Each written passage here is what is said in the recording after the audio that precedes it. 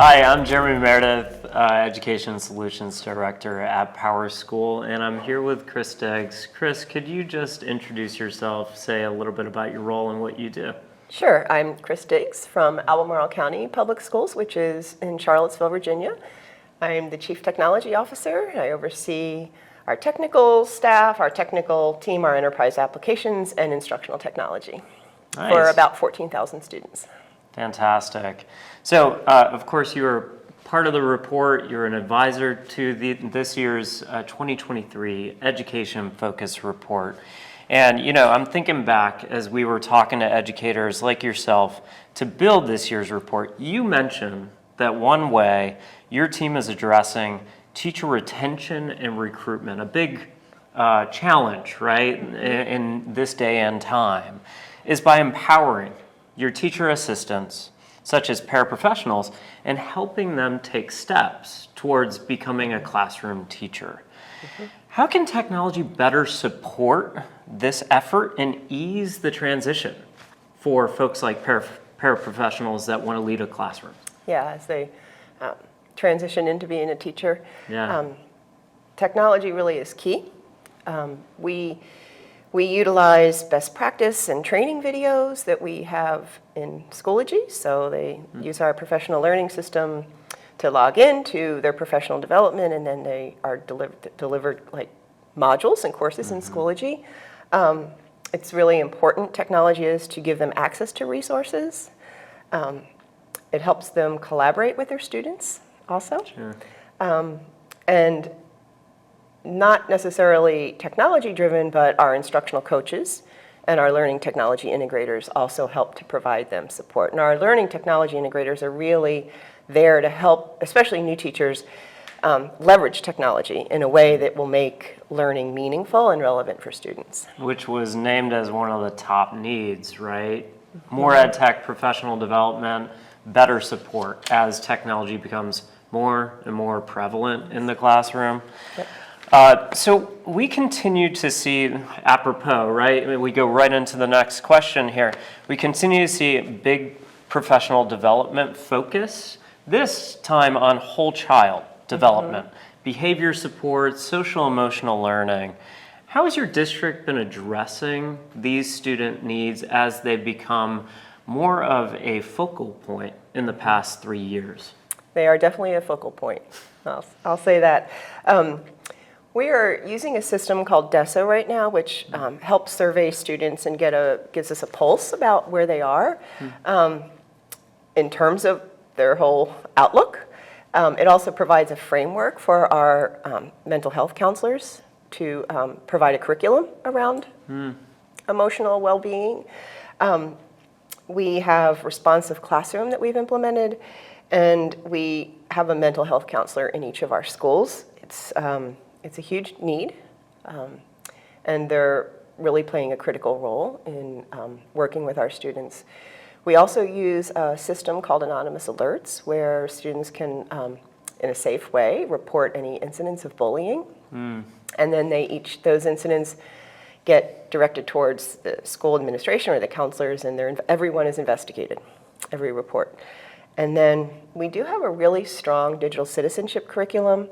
We are a Common Sense Media certified school district, and it's really important. Our digital citizenship curriculum, it goes from grades K through 12, and helps students be good digital citizens, right, in our society, but also helps them think about their screen time and balancing their screen time, which is part of mental health and mental wellness for students, and they admit to us that that's one of their biggest challenges. Yeah, one of adults' biggest challenges too, That's I right. think, Yes. right? Well, thanks for sharing that. That's amazing work. It sounds like you've really thought through how technology can really address the whole child needs. You know, this year we heard a lot from educators about AI. We can't not talk about AI. And the AI-driven learning content and technology-powered career exploration tools were two innovations that held the most promise for student learning in the future, in the near future. As a technology leader for Albemarle Public Schools, how are you currently harnessing AI and thinking about where you can use it in the future, maybe near term, short, mid, long term. AI really has a lot of promise. And I think we're also using it in ways that people may not realize, even just currently.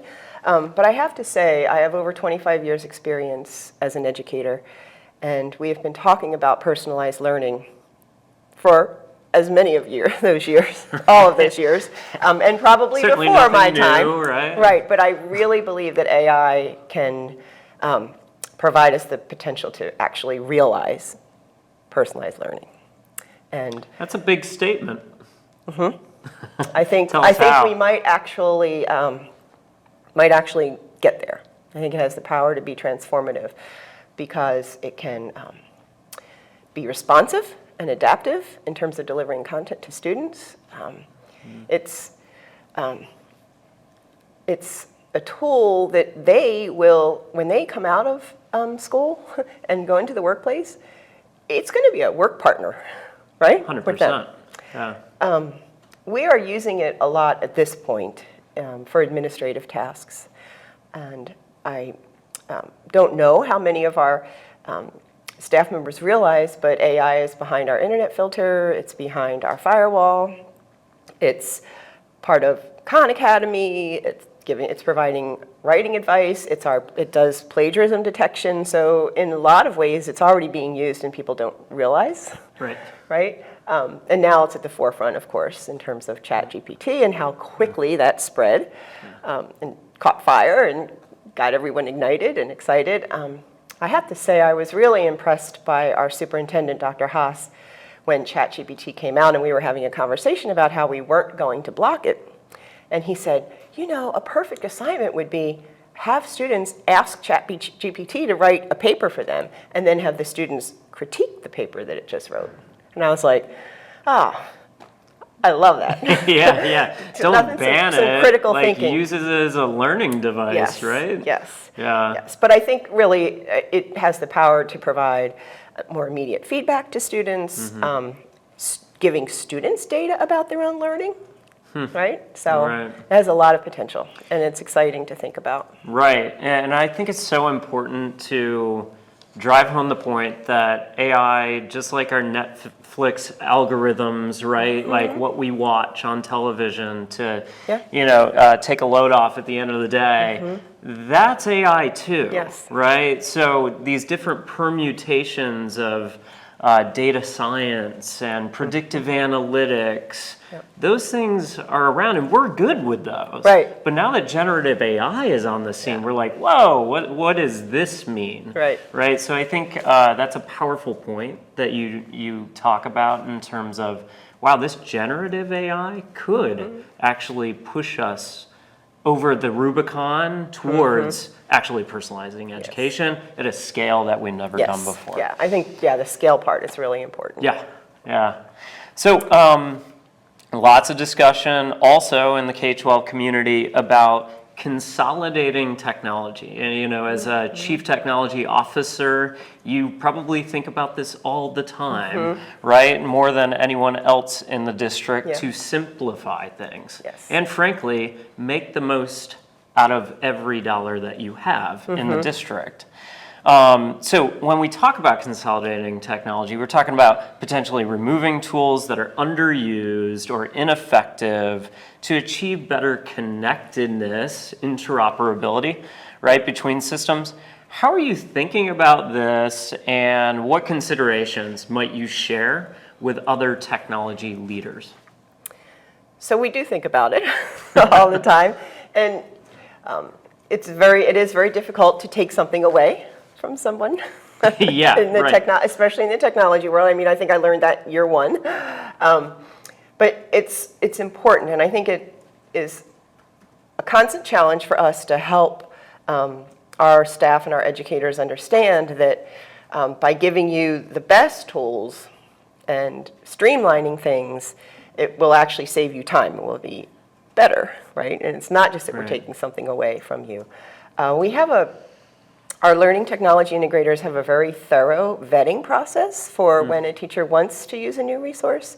And I think it's important to to follow that process because they look at it through an instructional lens, and then they also look through a privacy lens and data security lens, and helping our educators understand those important considerations is a goal for us constantly. And interoperability and streamlining is probably one of our biggest challenges, but also one of our biggest goals right now. And it's a focus, and in the end, we'd be giving teachers back time. Right. So what I'm hearing is you're like setting expectations during the maybe procurement process, right?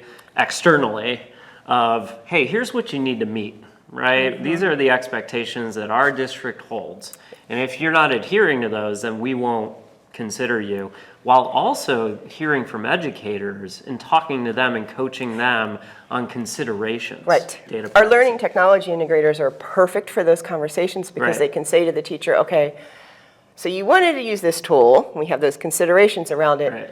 What's your end goal? What are you trying to do? Have you thought about you might be able to use this tool instead? Or, oh, we already have a tool that will do that. So they're really a key piece in that conversation. Right, because a school over on the west side of your district may be using a tool that's in like a period of piloting that a school on the east side may not even be aware of. Right? And you can connect the dots. Yeah. Very cool. Thank you for your time. My pleasure. Thanks, Jeremy.